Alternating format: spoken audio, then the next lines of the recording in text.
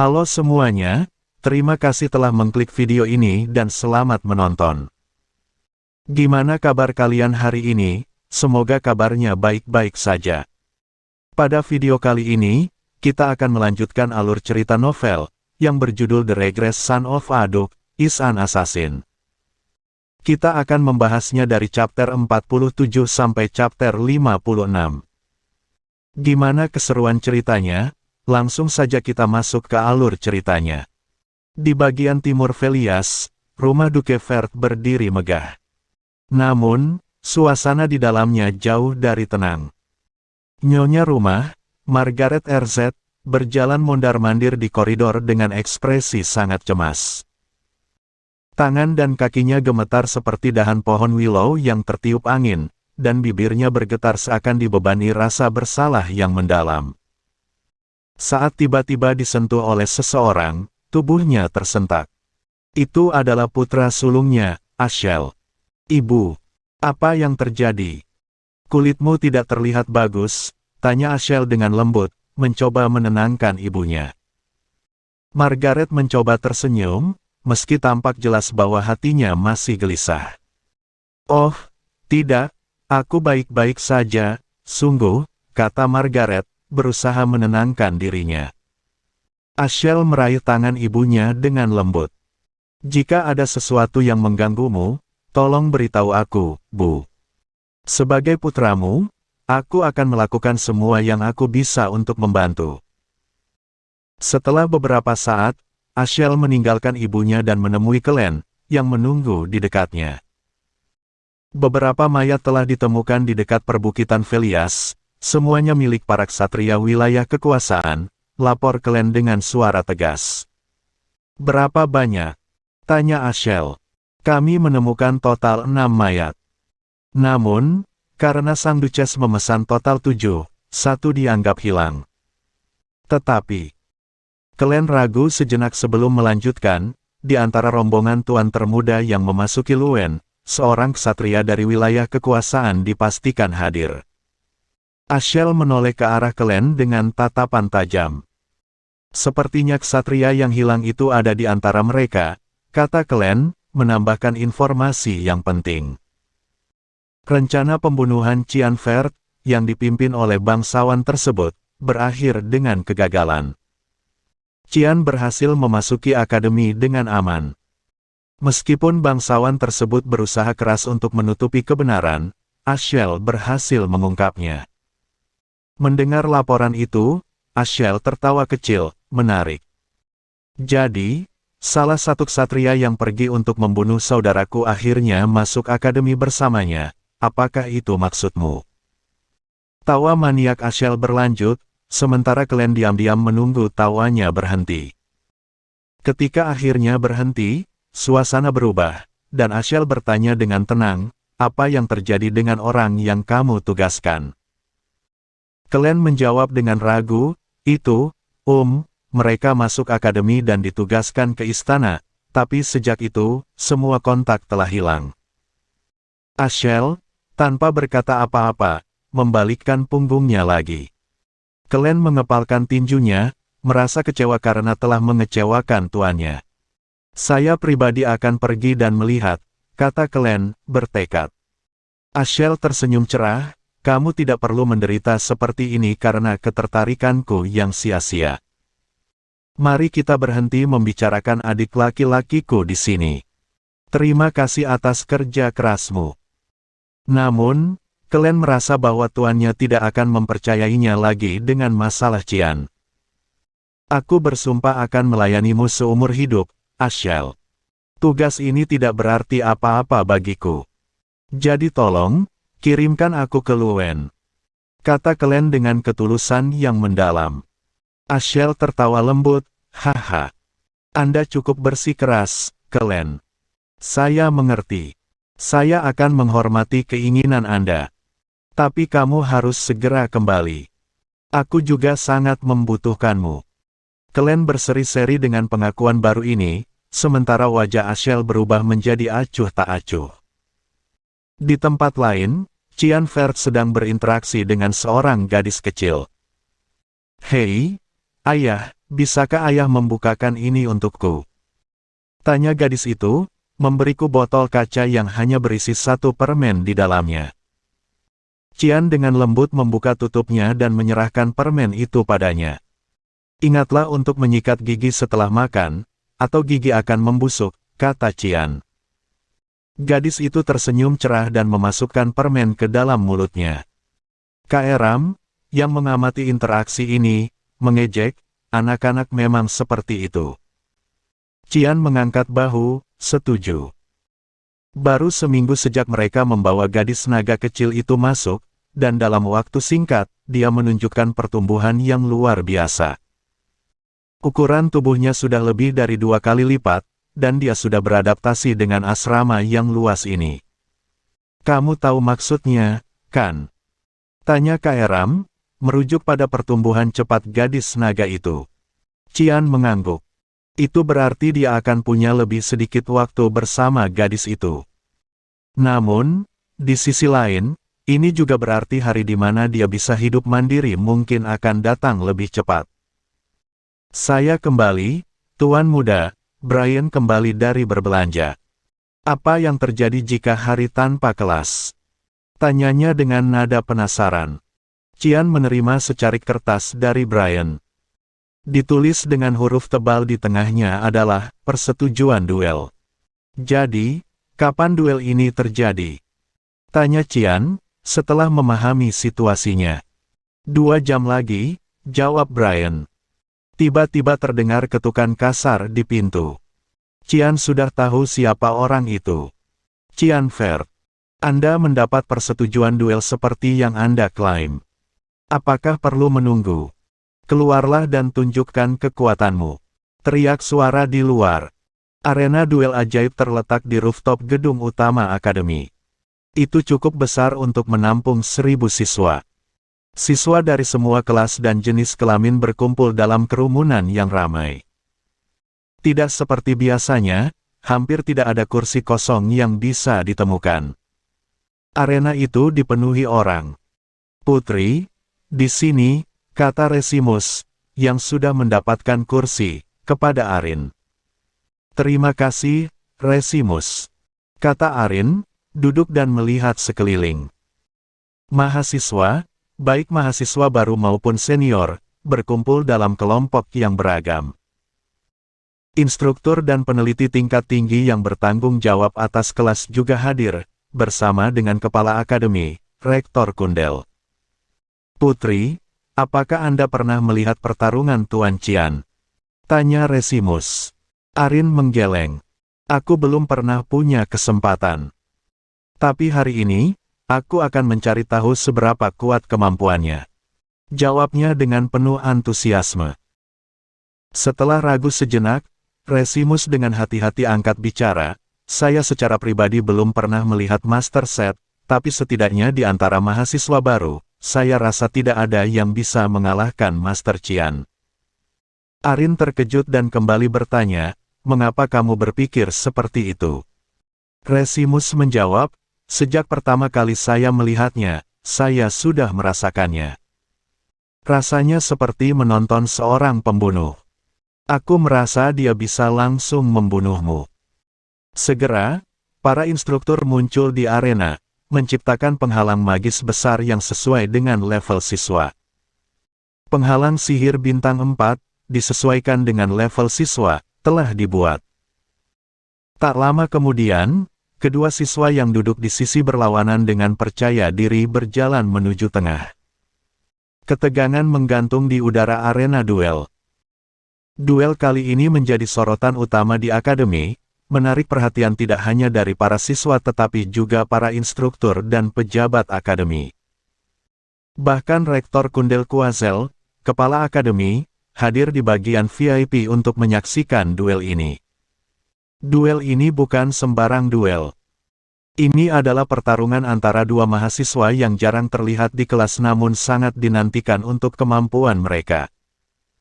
Qian Fer dan Set, 2 siswa ini akan saling berhadapan dalam duel yang penuh tensi dan antisipasi. Set berdiri di hadapan Qian dengan ekspresi gembira dan berkata, aku sudah menunggu momen ini, Qian Fer. Kamu pasti juga begitu, kan? Qian mengangguk, membalas dengan tenang. Mereka memutuskan untuk bertarung hanya dengan pedang, tanpa melibatkan sihir. Seth menghunus pedangnya, Kogatana, sementara Qian mengeluarkan pedang panjang biasa, memilih untuk tidak menggunakan pedang iblis di depan keramaian. Dengan bel yang menandakan dimulainya duel, Seth langsung menyerang dengan kekuatan dan kecepatan yang luar biasa. Serangannya cepat dan kuat, memaksa Qian untuk menghindar dan memblokir dengan ketelitian yang luar biasa. Qian menunjukkan keahlian dan kelincahannya, membuat Seth kehilangan keseimbangan beberapa kali. Namun, Seth selalu berhasil bangkit dan menyerang kembali dengan tekad yang lebih kuat. Duel ini bukan hanya tentang kekuatan fisik, tetapi juga tentang ketajaman dan strategi. Qian, dengan pengalamannya sebagai pembunuh, mampu mengatasi serangan Seth tanpa menggunakan sihir atau trik khusus. Dia berhasil membuat Seth kehilangan pedang dan keseimbangan, tetapi Seth selalu kembali dengan serangan yang lebih kuat dan terarah. Mereka terus bertarung, pedang mereka beradu dengan suara yang menggema di seluruh arena. Ketika Seth menyadari bahwa serangan jaraknya tidak efektif, dia mencoba mengubah strategi dengan mengayunkan pedangnya secara diagonal dan kemudian menusuk ke arah tenggorokan Qian. Qian berhasil menghindari serangan tersebut dan dengan cepat mengarahkan pedangnya ke tenggorokan Seth, membuat Seth kehilangan pedangnya lagi. Duel ini tampaknya sudah berakhir, tetapi Seth menolak untuk menerima kekalahan. Dia mengakui keunggulan ilmu pedang Qian dan meminta duel ulang. Qian setuju, tetapi kali ini, Seth memutuskan untuk menggunakan sihir. Dia memulai serangan dengan mengumpulkan mana di sekelilingnya, menciptakan badai pasir yang bercampur dengan sihir. Rektor Kundel, yang duduk di bagian VIP, mengamati dengan penuh perhatian. Dia mengagumi keberanian dan keterampilan kedua siswa ini. Meskipun akademi ini berfokus pada kemajuan sihir, keterampilan ilmu pedang yang ditunjukkan Qian sangat mengesankan. Namun, ketika Seth mulai menggunakan sihir, situasinya berubah. Badai pasir yang dihasilkan Seth mulai mengancam kestabilan penghalang sihir di arena. Para instruktur segera bergegas untuk memperkuat penghalang, tetapi Qian menunjukkan keunggulannya dengan menggunakan sihir gelap. Bola hitam yang dihasilkan Qian, dikenal sebagai lingkungan nulitas, mulai menyerap semua badai pasir yang dihasilkan Seth. Sihir Seth, yang sesaat melonjak menjadi bintang 4, dibatalkan oleh sihir bintang 1 Qian saja. Keheningan menyelimuti arena saat badai pasir hilang dan duel berakhir. Rektor Kundel menyadari bahwa sihir gelap yang digunakan Qian bukanlah sembarang sihir. Meskipun ilmu hitam tidak memiliki kemampuan mematikan, ia memiliki kemampuan untuk meniadakan semua yang ditemuinya. Lingkungan nulitas adalah sihir yang unik, dan fakta bahwa Qian bisa menggunakannya untuk membatalkan sihir Seth menunjukkan tingkat keahlian dan kekuatan yang luar biasa. Dengan hasil duel yang penuh kejutan ini, para penonton, termasuk Rektor Kundel dan instruktur lainnya, hanya bisa kagum dan terdiam. Qian Fer telah menunjukkan bahwa dia bukan hanya seorang ahli pedang tetapi juga memiliki kemampuan sihir yang sangat mengesankan. Di sebuah arena duel yang ramai, Qian Fer baru saja menghadapi Seth, yang dikenal sebagai Pangeran Pasir, dalam sebuah pertandingan sengit. Seth, meskipun memiliki peringkat sihir 3 bintang, tertinggi di antara siswa baru, kalah telak dalam duel tersebut. Instruktur yang memasang penghalang bintang 4 demi keamanan arena terkejut melihat kondisi penghalang yang hampir hancur. Qian menunjukkan kemampuan transendental yang melampaui peringkat sihirnya sendiri. Seth yang kelelahan, bahkan untuk berdiri, mengakui kekalahannya dengan tenang. Dia mengakui bahwa dia telah dikalahkan dalam 2 hal yang paling dipercayainya, ilmu pedang dan sihir. Meskipun Qian mencoba menghiburnya dengan mengatakan bahwa Seth telah melampaui peringkat sihirnya sesaat, Seth tetap merasa tidak nyaman karena melihat Qian yang tampak tidak mengalami kesulitan sama sekali. Namun, kekalahan ini justru membuat keinginan Seth untuk berlatih semakin membara. Dia berjanji akan menantang Qian lagi di masa depan. Setelah berjanji pada dirinya sendiri, Seth akhirnya pingsan karena kelelahan. Instruktur segera membawa Seth ke rumah sakit. Setelah diumumkan bahwa Qian adalah pemenangnya, arena tetap sunyi tanpa sorakan atau tepuk tangan. Para penonton, baik siswa maupun bangsawan, mulai berbisik-bisik, merasa aneh bahwa seorang bintang satu dengan atribut kegelapan yang dianggap tidak berguna bisa mengalahkan Seth. Pandangan instruktur Silika yang penuh kecurigaan terhadap Qian terasa begitu jelas di telinganya. Selain itu, ada juga tatapan tajam dari Kundel Quazel, kepala Akademi Kerajaan, yang tidak mudah terbaca. Setelah duel berakhir, Qian menerima sebuah amplop dari Brian yang diberikan oleh Silika. Di dalam amplop itu terdapat sebuah peringatan.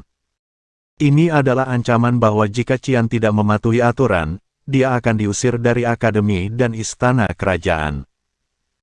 Peringatan ini datang langsung dari Kundel Quazel, menunjukkan betapa seriusnya situasi tersebut. Qian yang sudah mengantisipasi hal ini tidak terlalu terkejut. Dia menyadari bahwa peringatan ini adalah semacam panggilan untuk bernegosiasi dengan pemimpin domain akademi. Saat sedang mempertimbangkan langkah selanjutnya, dia diingatkan oleh Brian bahwa sudah waktunya memberi nama pada anak kecil yang tinggal bersamanya. Anak kecil itu, yang tampak seperti naga kecil dengan sifat polos, memilih nama, Nana Vert, untuk dirinya sendiri. Qian merenung tentang Kundel Quazel, mantan guru kaisar saat ini dan salah satu penyihir terkuat di benua ini. Dia mengingat kembali masa lalunya di akademi dan kata-kata bijak yang diberikan Kundel kepadanya. Meskipun Kundel telah mencapai peringkat ke-9 dalam kemampuan sihir, Qian merasa ada beberapa kesamaan antara dirinya dengan Kundel. Saat berjalan menuju kantor rektor di gedung utama akademi, Qian merasakan aura yang aneh dan tidak menyenangkan. Itu adalah penghalang penahanan yang diciptakan oleh mana yang kuat, menunjukkan kemahiran tingkat tinggi. Qian menyadari bahwa ini adalah ujian dari Kundel Quazel untuk menguji dirinya. Qian Vert, seorang siswa baru di Royal Academy, memasuki kantor rektor dengan cara yang tidak biasa. Alih-alih melalui pintu utama, Qian memilih untuk masuk melalui jendela, menyebabkan suara berisik saat dia berguling di lantai. Di hadapan rektor yang duduk di balik meja, Qian berdiri dan memperkenalkan dirinya dengan tenang. Ia menyatakan maksud kedatangannya untuk mengajukan keberatan terhadap peringatan yang telah ia terima. Rektor menatapnya dengan ekspresi misterius, tampaknya terkejut atau mungkin sedikit menduga bahwa Qian akan datang, namun tidak dengan cara seperti itu.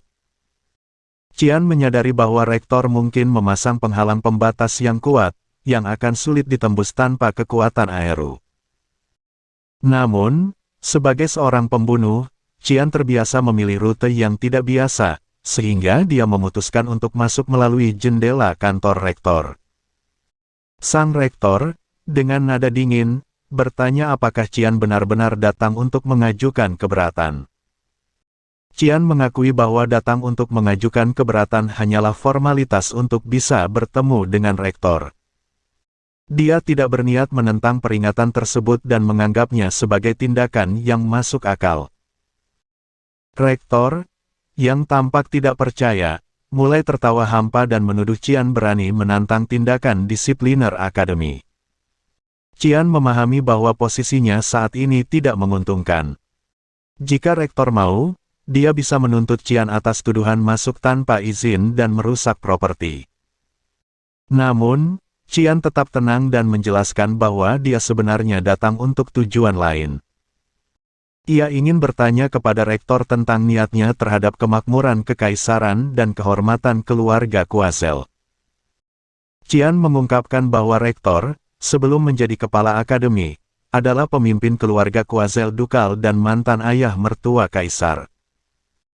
Pertanyaan Qian membuat rektor terdiam sejenak sebelum akhirnya menjawab bahwa kemakmuran kekaisaran dan kehormatan keluarga bukanlah urusannya.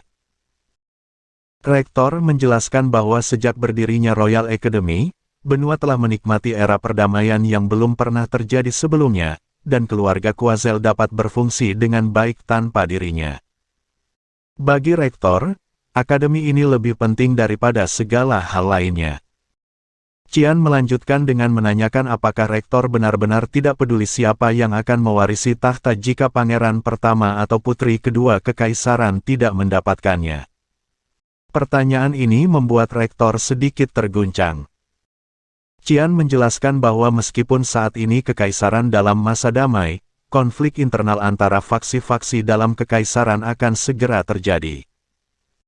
Ia menggambarkan situasi kekaisaran seperti berjalan di atas tali dengan perselisihan internal yang pasti akan terjadi setelah kaisar meninggal. Qian mengingatkan rektor tentang Viscount Rudolf Nepelis, yang sangat mementingkan kehormatan keluarga dan berambisi untuk menempatkan garis keturunannya di atas tahta. Qian menjelaskan bahwa jika terjadi perselisihan internal, kemakmuran kekaisaran akan hancur dalam sekejap dan keluarga Quazel mungkin tidak akan aman. Rektor terdiam mendengarkan Qian yang berbicara dengan keyakinan kuat tentang situasi politik kekaisaran. Qian kemudian mengungkapkan bahwa ia tidak terlalu peduli dengan kemakmuran kekaisaran atau kehormatan keluarga, tetapi ia ingin menjaga perdamaian di akademi. Rektor akhirnya mengakui bahwa Qian memiliki wawasan yang mendalam tentang situasi politik dan mulai melihatnya lebih dari sekadar murid biasa. Dengan senyuman di wajahnya, Qian mengakui bahwa selama akademi tetap terjaga, tidak masalah siapa yang menjadi kaisar. Rektor bertanya apa yang Qian inginkan darinya. Qian menjawab bahwa dia hanya ingin peringatan dicabut dan diizinkan untuk melanjutkan kehidupan akademiknya tanpa masalah. Dia berjanji untuk tidak sering membolos dan akan serius mengerjakan ujian. Rektor tampak terkejut dengan permintaan Qian yang sederhana, namun dia mulai mempertimbangkan permintaan tersebut. Qian Fert duduk di ruang kelas, menahan kebosanan yang luar biasa. Matahari pagi menyinari ruangan melalui jendela, menyebarkan cahaya cerah yang tidak berhasil mengusir kantuknya. Dia mendesah dalam hati saat pelajaran teori sihir berlangsung. Pengetahuan yang dia peroleh dari pengalamannya selama 30 tahun sebagai seorang pembunuh lebih dari cukup untuk membuat kelas ini tampak membosankan dan sia-sia. Pelajaran berakhir setelah 2 jam yang panjang. Qian segera bangkit dari tempat duduknya, berniat meninggalkan kelas tanpa membawa buku pelajaran apapun. Namun, langkahnya terhenti ketika sebuah suara memanggil namanya. "Mau kemana, Qian?" tanya Putri Arin dengan nada yang tidak senang. Bros merah yang dikenakan oleh Putri Arin menunjukkan statusnya sebagai anggota keluarga kerajaan. "Aku mau ke kamar kecil," jawab Qian datar. "Toiletnya tidak seperti itu, kan? Anda tidak berencana untuk pergi setelah hanya menghadiri 1 kelas dalam sebulan, bukan?" Qian tetap tenang dan mengalihkan perhatiannya ke Resimus yang berdiri di samping Putri Arin dengan wajah agak malu. Dia menjelaskan bahwa dia berencana menggunakan toilet di lantai bawah karena yang di lantai utama mungkin terlalu ramai. Arin tetap menatapnya dengan curiga, tidak sepenuhnya yakin dengan jawabannya. Namun, ketika Qian menyatakan niatnya untuk kembali ke kelas setelah pergi ke toilet, Arin memutuskan untuk ikut dengannya. "Oke, kalau begitu ayo pergi bersama. Aku juga ingin ke toilet di bawah." Qian terkejut dengan keputusan Arin, dan Resimus tampak khawatir melihat perilaku putri tersebut yang tidak sesuai dengan martabatnya sebagai anggota kerajaan.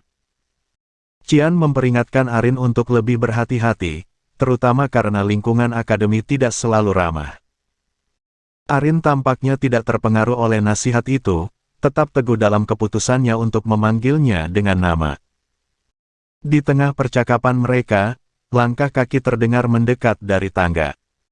Arin membeku ketika melihat siapa yang datang, Pangeran Fabian dan Pangeran Nerobian, saudara-saudaranya dari keluarga Nepelis.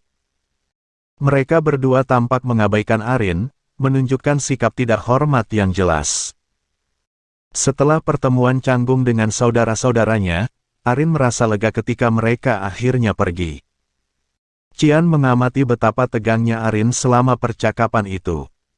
Resimus, yang juga tampak khawatir, bertanya apakah para pangeran itu adalah saudara-saudaranya. Arin mengakui bahwa hubungan mereka memang tidak baik. Qian mulai menyadari bahwa ada dinamika kekuasaan yang kompleks di antara keluarga kerajaan ini. Dia menyadari bahwa kehadirannya di dekat Putri Arin mungkin menambah beban tekanan yang dihadapinya. Qian memberikan nasihat kepada Arin bahwa meskipun darah lebih kental dari air, kekuasaan bisa menciptakan hubungan yang lebih buruk daripada dengan orang asing. Arin merenungkan kata-kata Qian, tampak bertekad untuk menghadapi situasinya dengan lebih baik. Qian tahu bahwa nasihatnya mungkin tidak mengubah banyak hal, tapi dia berharap bisa membantu Arin memahami bahwa kekuasaan bisa sangat brutal.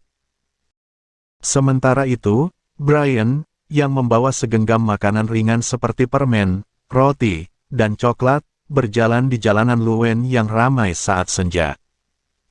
Brian merasakan sensasi aneh seolah-olah dia diikuti, seperti ada mata-mata yang memperhatikannya dari berbagai sudut. Instingnya sebagai mantan pembunuh membuatnya waspada. Pengawasan ini terasa berbeda hari ini. Selain kelompok yang biasanya membuntutinya, ada kelompok lain yang tampak lebih berbahaya.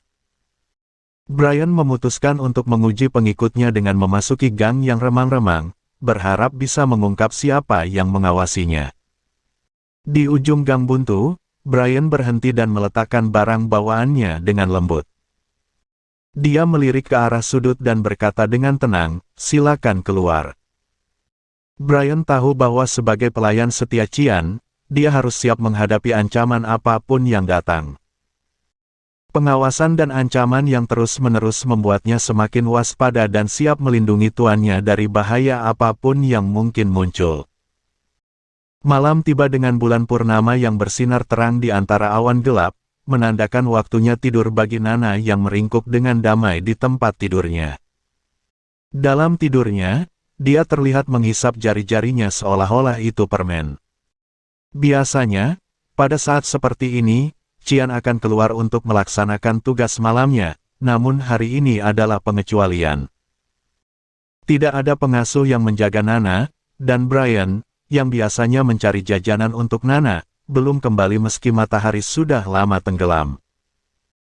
Pikiran buruk mulai menghantui Qian, tetapi sebelum ia bisa menyelam lebih dalam-dalam kecemasannya, Kairam muncul di sisi Nana.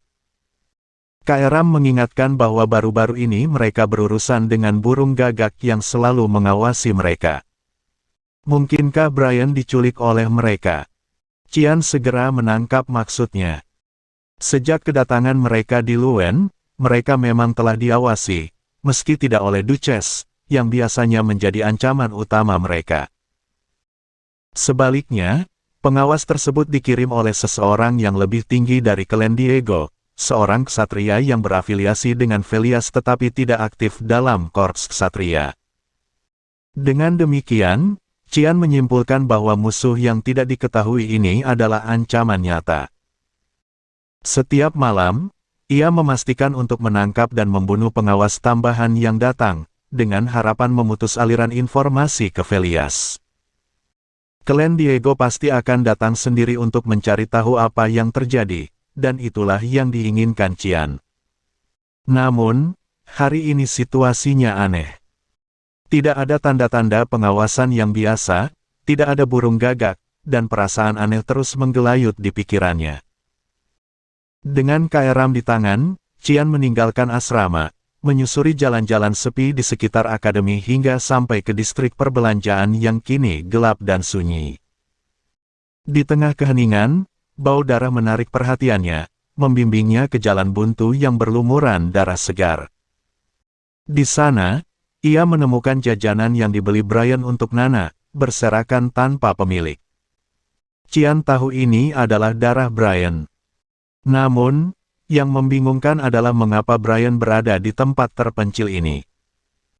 Qian segera menyadari bahwa Brian mungkin mencoba memancing pengawas ke sini, mungkin dengan niat membunuh mereka sendiri. Tapi jelas, rencananya gagal, meninggalkan Brian dalam bahaya. Kairam mengomentari keberanian Brian, dan untuk pertama kalinya, Qian merasa marah karena seseorang yang setia kepadanya menderita. Dia memutuskan untuk mencari dan membalas dendam atas apa yang terjadi pada Brian. Dengan semangat yang baru ditemukan, Qian menuju tempat Brian mungkin dibawa. Sementara itu, di suatu tempat yang gelap dan tersembunyi, Brian dipukuli tanpa ampun oleh para penyerangnya. Meskipun rasa sakit yang luar biasa, Brian hanya bisa gemetar, tak mampu mengeluarkan suara karena pita suaranya yang rusak. Di hadapannya, seorang anak laki-laki dengan rambut merah tua dan kulit halus, Barret Louis Semil, menatapnya dengan senyum menakutkan. Barret, dengan nada gila, mengungkapkan rencana balas dendamnya terhadap Qian. Penghinaan yang dia rasakan dari Qian membuatnya ingin menghancurkan segalanya.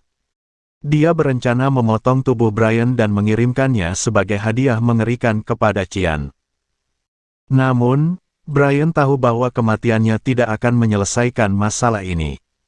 Qian, yang lebih kuat dari siapapun, akan membalas dendam dengan cara yang jauh lebih mengerikan. Di tengah keputusasaan, Brian menutup matanya, menerima nasibnya. Tapi, jeritan penderitaan yang tiba-tiba memenuhi ruangan membuatnya membuka mata. Di hadapannya, berdiri Qian dengan ekspresi dingin, siap membalas dendam untuk Brian. Dengan pandangan penuh tekad, Qian bertanya dengan lembut, "Apa yang sedang kamu lakukan?" Suasana di ruangan itu berubah drastis saat Qian mengambil langkah maju, siap untuk melindungi dan membalas dendam untuk Brian, sahabat setianya. Di tengah malam yang pekat, Brian terbaring dengan matanya yang berlumuran darah dan penglihatannya yang kabur. Di antara kegelapan dan rasa sakit, ia melihat sosok yang familiar namun asing. Rambut hitam legam dan mata acuh tak acuh yang menembus lurus ke arah dirinya, aura tegas kontras dengan wajah muda. Itu adalah Qian Fert, tuan yang telah dia sumpah untuk mengabdikan segalanya. Brian merasa dia harus menjawab, tetapi tenggorokannya yang terluka menolak bekerja sama. Qian, tanpa memedulikan kekacauan di sekitarnya, mengelus lembut leher Brian. "Pita suaramu terluka. Tidak heran kamu tidak dapat berbicara. Apakah kamu dipukuli hingga kamu bahkan tidak dapat berbicara? Atau kamu tidak dapat berbicara karena kamu dipukuli?"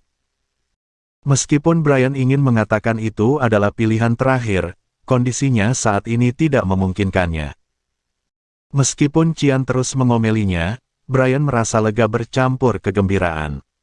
Dia tersenyum lebar ke arah Qian, yang membuat Qian terkejut dan menghela napas kecil. "Baiklah, baiklah. Apalagi yang bisa kukatakan pada seseorang yang sudah dipukuli habis-habisan?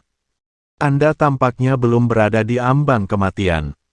Tidurlah sampai situasi ini teratasi."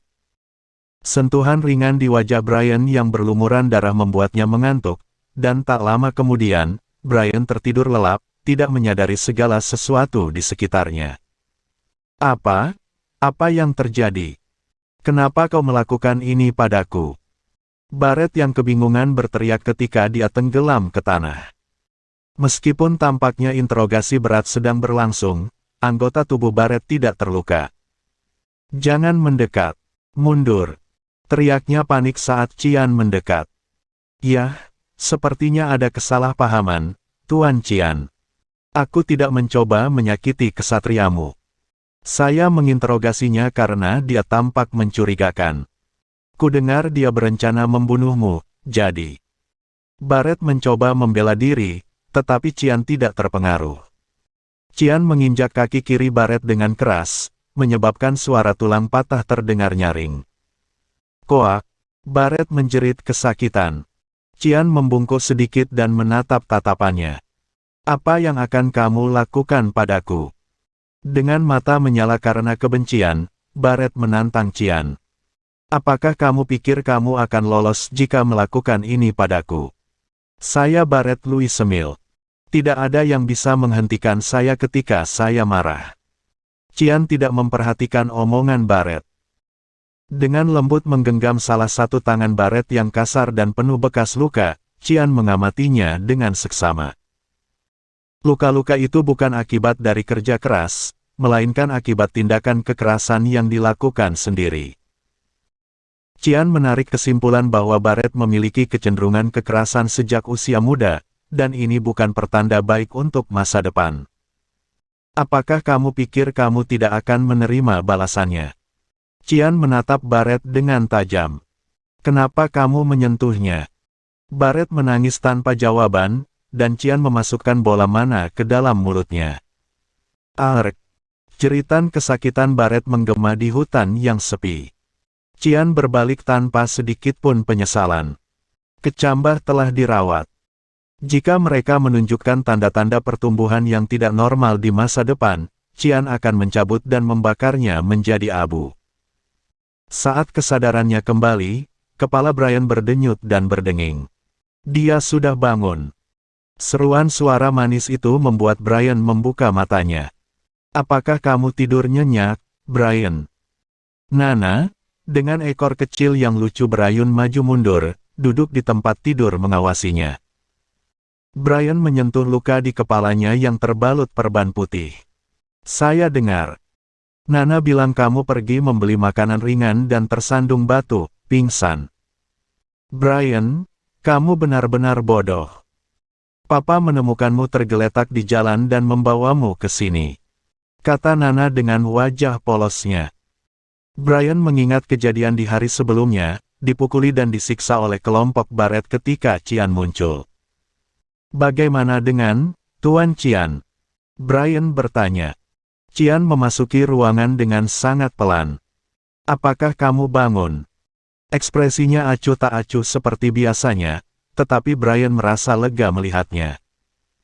Setelah Nana berlari keluar kamar, hanya Qian dan Brian yang tersisa. Apa kamu baik-baik saja? Tanya Qian. Itu bukan urusanmu, kan? Brian terkekeh canggung. Aku sangat menyesal. Aku telah menyebabkan masalah untukmu. Qian menyilangkan tangannya. Saya tidak benar-benar ingin mengatakan apapun tentang saya yang ikut campur, Anda tahu. Tapi apakah kamu benar-benar berpikir kamu bisa mengatasinya dengan kekuatanmu sendiri? Brian menggelengkan kepalanya. Sejujurnya, saya tidak punya niat bertarung. Saya mencoba melarikan diri secepat mungkin. Qian menatapnya dengan dingin. Dengan kata lain, kamu sudah tahu sejak awal bahwa mereka mendekatimu dengan niat buruk. Brian mengangguk pelan. Setelah lukamu sembuh, ingatlah bahwa pelatihan akan segera dimulai. Qian menyerahkan sesuatu kepada Brian sebelum bangkit dari tempat duduknya. Kemana kamu pergi? Tanya Brian. Untuk minum, jawab Qian sambil berangkat. Brian, yang ditinggalkan sendirian, melihat barang yang diberikan Qian, sebuah belati dengan bobot yang cukup besar. Dengan hati-hati, dia menariknya dari sarungnya, merasakan dinginnya pedang tajam bermata dua itu. Belati itu menjadi simbol pengingat bahwa Brian harus menjadi lebih kuat untuk memenuhi janjinya kepada tuannya. Di suatu malam yang sunyi, Qian Fert kembali ke tempat di mana peristiwa berdarah baru saja terjadi. Ia kembali bukan untuk menyelesaikan kesalahan, tetapi untuk menyelesaikan apa yang telah ia mulai. Meski keberadaannya di sana dapat memicu pertemuan tak terduga dengan musuh, Qian tetap tenang dan fokus pada tujuannya. Tatapan dingin dari pemimpin timnya, seorang pria dengan ekspresi serius, menyambut kedatangan Qian. Pemimpin itu tidak membuang waktu dan langsung menanyakan penjelasan tentang kejadian malam itu. Qian, dengan tenang, menjelaskan bahwa sosok yang tergeletak di hadapan mereka adalah Klan Diego, seorang ksatria resmi Velias yang telah ditugaskan untuk mengawasi dirinya. Di bawah arahan Silika dan anggota Mist lainnya, tempat kejadian telah dibersihkan.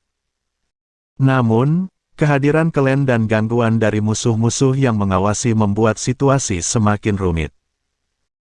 Qian, yang terbiasa menghadapi situasi sulit, menjelaskan bahwa dia tidak memiliki sekutu sejati kecuali Emily dan Alice.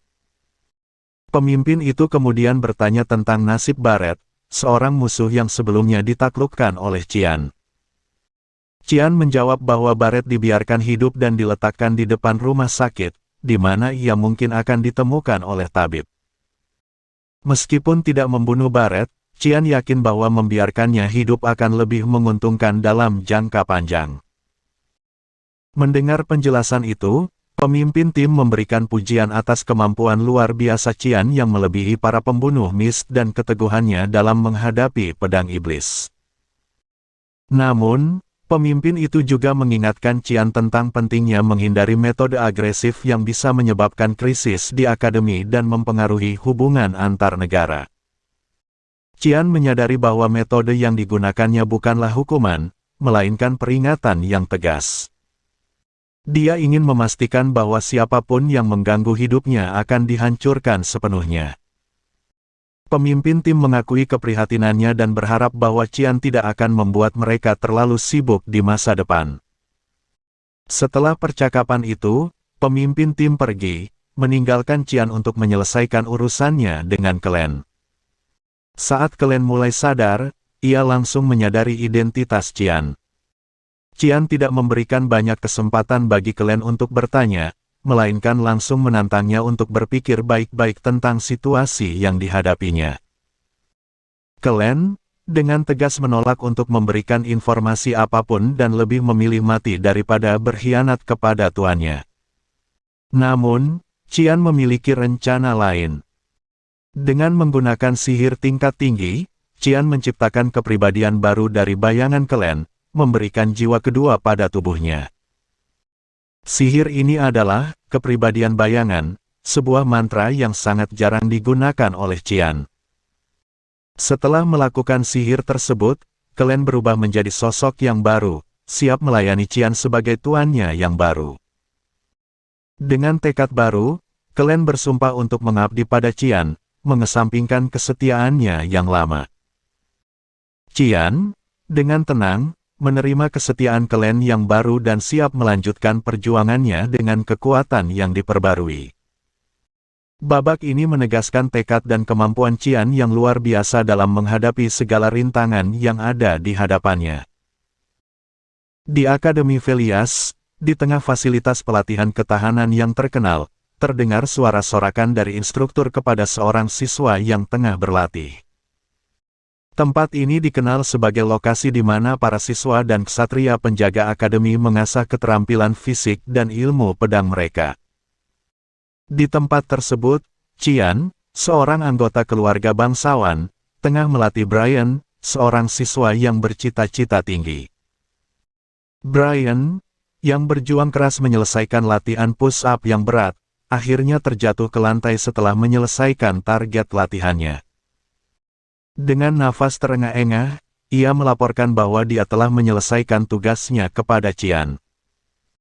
Qian memerintahkannya untuk beristirahat sejenak sebelum melanjutkan ke latihan berikutnya, meskipun Brian tampak kelelahan dan hampir menyerah. Brian tetap teguh dan bertekad melanjutkan latihannya demi mencapai impian dan harapannya. Qian bukan hanya melatih Brian dengan keras, tetapi juga mengajaknya mengamati latihan para ksatria lain di akademi. Qian percaya bahwa melihat latihan orang lain bisa memberikan pelajaran berharga bagi Brian. Di tengah pelatihan, Qian mendengar suara yang dikenalnya. Putri Arin, dengan senyuman ramah, menghampiri mereka. Arin bertanya apakah Qian datang untuk berlatih bersama para ksatria penjaga. Namun Qian menjelaskan bahwa dia ada di sana untuk melatih Brian. Arin, yang juga berlatih ketahanan dan ilmu pedang setiap akhir pekan bersama Resimus dan para ksatria lainnya, mengajak Qian untuk berlatih bersama.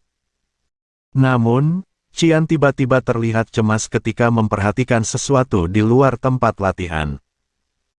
Brian yang berkeringat deras tampak sangat khawatir dan mengarahkan pandangannya ke arah yang sama dengan Qian.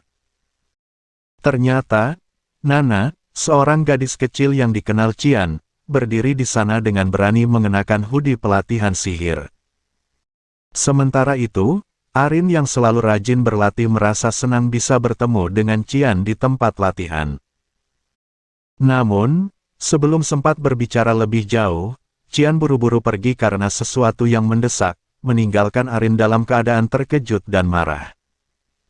Arin, yang ingin menghabiskan waktu lebih banyak dengan Qian, merasa frustrasi karena Qian tidak menunjukkan minat yang sama. Di sisi lain, Nana yang tampak hilang dan mencari ayahnya, menarik perhatian Arin dan para ksatria. Dengan senyum cerah, Nana menerima tawaran Arin untuk dibawa ke asramanya agar bisa ditemukan orang tuanya. Arin yang terpesona oleh kelucuan dan kepolosan Nana, membawa gadis kecil itu ke tempat yang lebih aman.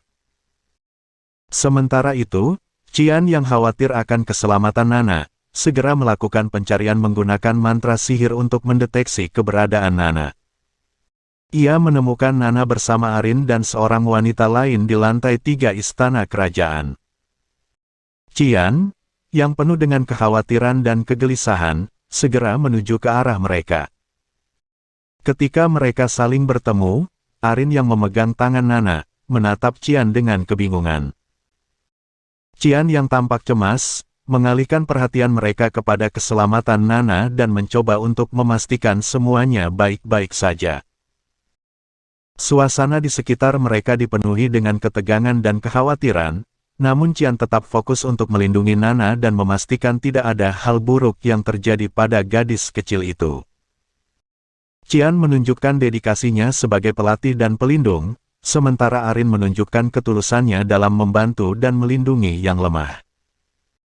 Di tengah ketegangan dan kekhawatiran, mereka semua berusaha untuk menghadapi tantangan dan melindungi satu sama lain di Akademi Velias yang penuh dengan intrik dan bahaya. Istana kerajaan berdiri megah dengan 6 lantai yang menjulang tinggi. Kamar Qian, sang protagonis, terletak di lantai 2, paling kiri. Namun, pada malam itu, Qian dan Brian, pelayannya, sedang berada di koridor lantai 3, menghadap ke kanan. Koridor tersebut merupakan area yang jarang mereka kunjungi. Mereka berdiri di sana dengan cemas, menunggu sesuatu yang tak terduga. Di koridor tersebut, Qian bertemu dengan 2 wanita, Putri Arin dan Resimus. Mereka terkejut ketika melihat seorang anak kecil, Nana, berlari ke arah Qian sambil berteriak kegirangan, "Ayah!" Kedua wanita itu kebingungan, karena mereka tidak tahu siapa anak tersebut dan mengapa dia memanggil Qian dengan sebutan ayah. Nana, seorang anak dengan karakteristik khusus, tampak seperti manusia biasa. Jubahnya rapi membungkus tubuhnya, sayap dan ekor naganya tersembunyi dengan cerdik. Qian lega bahwa tidak ada yang menyadari identitas sebenarnya Nana. Dengan cepat, Qian memberi isyarat kepada Brian untuk membawa Nana kembali ke kamarnya. Namun, Nana yang ceria menolak, ingin bermain lebih lama. Brian akhirnya berhasil membawanya pergi sambil meminta maaf kepada kedua wanita tersebut. Putri Arin, yang penasaran, segera bertanya kepada Qian, "Apa yang kamu lakukan, Qian? Mengapa kamu tiba-tiba membawa anak yang sedang bersenang-senang? Mungkinkah itu anakmu?" Qian, yang tidak ingin menjelaskan terlalu banyak, menjawab singkat bahwa Nana adalah sepupunya yang kebetulan dia jaga sementara orang tuanya ada urusan di ibu kota. Namun, kedua wanita itu tetap bingung dan terus bertanya-tanya tentang hubungan Qian dengan Nana. Qian mencoba menjelaskan dengan tenang bahwa Nana hanya memanggilnya, "Papa," sebagai panggilan sayang. Namun, dalam hatinya, dia merasa khawatir bagaimana menjelaskan situasi ini tanpa mengungkapkan identitas sebenarnya Nana. Putri Arin kemudian bercerita bahwa mereka menemukan Nana setelah Qian meninggalkan tempat latihan, dan mereka merawatnya karena mengira dia anak yang tersesat. Namun, situasi menjadi lebih rumit ketika Nana tiba-tiba berlari kembali ke arah Qian, kali ini memperlihatkan sayap merah cerahnya. Tudung yang menutupi kepalanya terlepas, memperlihatkan dua tanduk kecil di tengah rambut merah mudanya. Qian dengan cepat menutupi kepala Nana kembali, namun semuanya sudah terlambat. Putri Arin dan Resimus melihat pemandangan tersebut dengan terkejut, mata mereka membelalak, dan mulut mereka terbuka lebar. Dalam keheningan yang canggung, Qian mencoba meredakan ketegangan. Dia menjelaskan bahwa Nana adalah anak yang tidak memiliki tempat, dan dia merawatnya dengan penuh perhatian. Putri Arin, yang merasa iba, menyentuh lembut kepala Nana yang tertidur di sofa dan berjanji untuk tidak mengungkapkan keberadaan Nana kepada siapapun. Qian berterima kasih atas pengertian mereka. Arin, yang terikat secara emosional dengan Nana, meminta izin untuk mengunjungi Nana sesekali. Meskipun Qian merasa ini bisa menimbulkan masalah, dia akhirnya setuju dengan syarat kunjungan tersebut tidak terlalu sering. Setelah percakapan selesai, Qian kembali ke kamarnya bersama Nana. Hari sudah gelap, dan dia merasa perlu berlatih di dalam ruangan. Resimus, yang mengamati perubahan pada Putri Arin, menyadari bahwa ada perasaan khusus yang Arin miliki terhadap Qian. Meskipun Arin sendiri belum menyadarinya, Resimus bisa melihat betapa senangnya Arin berbicara dengan Qian.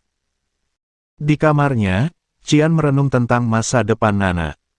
Pertumbuhan Nana yang cepat dan keunikannya pasti akan menjadi masalah besar di kemudian hari. Dia merasa cemas dan bingung bagaimana cara terbaik untuk melindungi Nana. Brian, yang melihat kecemasan Qian, menyarankan untuk membawa Nana berjalan-jalan di malam hari agar dia tidak merasa terkurung.